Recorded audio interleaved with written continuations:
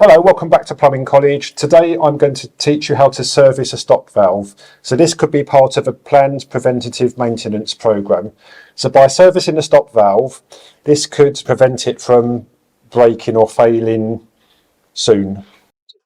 So for this lesson, we're going to be focusing on rising spindle valves. You can see it's like this, the arrow's facing that way. Right, so that's telling me the mains, so water supply is coming this way, then this way. And we're going to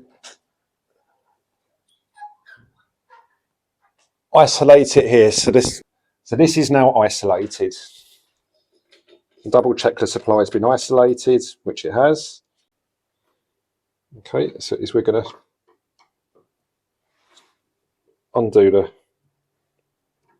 take off the tap head. We're now using an adjustable spanner. We're going to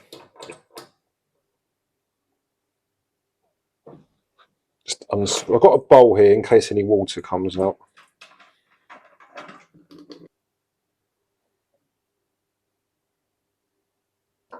Right, so we removed the valve head. Some water pump pliers. We're going to undo this right here. This. And then going to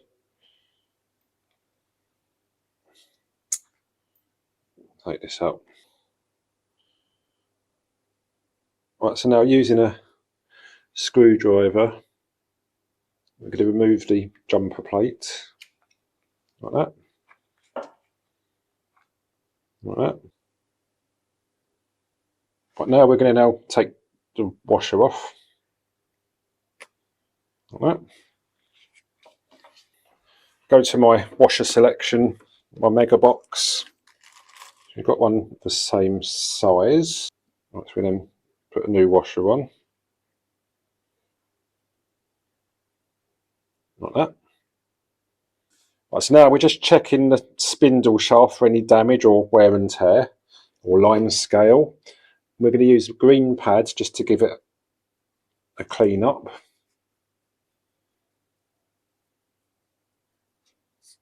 Like this. We're just going to give it a quick clean up. Then using some silicone grease, what we're going to do is we then push this back through.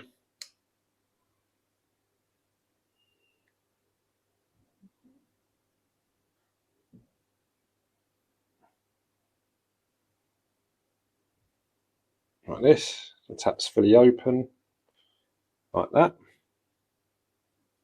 So this is where the water, because this moves up and down a lot,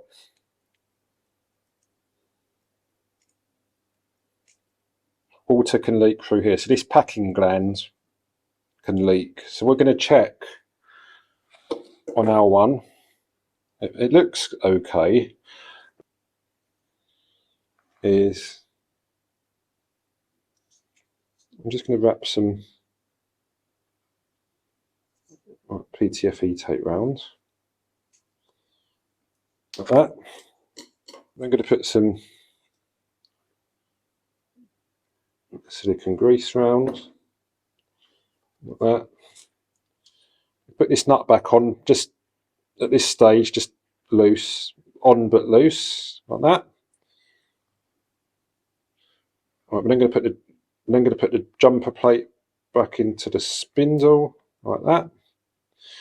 Right, we then check the fibre seal, and you can see that it's split. So what we're going to do is using some PTFE tape, we're going to put a couple of, I'm just going to put a couple of turns in it, like that. What we're going to do is using the reseating tool. Always, it's like a file. We're just going to file the seat just to make it smooth. So we're going to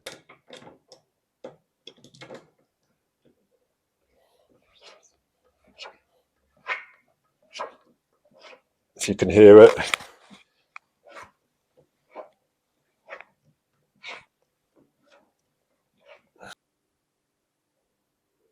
Then go back to the valve, making sure that it's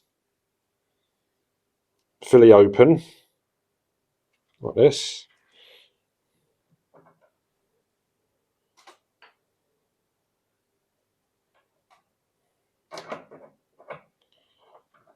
Right, we then tighten up the packing gland. Okay, but not too tight, because if you do it too tight, the valve will be really hard to open and close, like that. Right, and we then put the top back on, like that. Right, we then put the screw in, like this. Like this. Right, so we then put the water back on. We then turn on a tap to flush out any debris from when we deburred it. Right, we then check the valve works okay.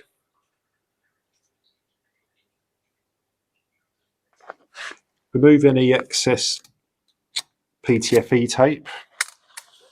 Check for leaks and make sure that it's not the handles, it's easy to turn on and off and it's not leaking. Double check the supply has been isolated, which it has. And it's the same technique for you if you were to service a bib tap, because that's got a rising stop valve, or if you come across an old-fashioned tap like this. Right, folks, the ultimate answer is just replace these valves with lever valves this day and age. Stop valves leak, whereas lever valves are much more efficient. That's what I would do. Now you know how to carry out planned preventative maintenance on a stop valve. It's your turn to have a go.